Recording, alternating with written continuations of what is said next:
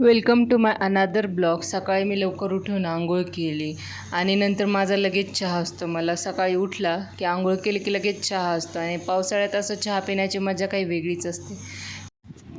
इडली केली होती, मग काय रुद्रांशला इडली दिली खायला आणि सोबत दूध दिले. त्याला खूप आवडलं.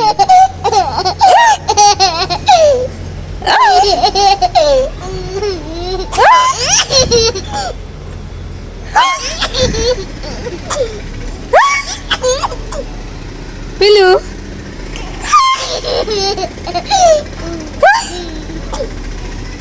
पिलू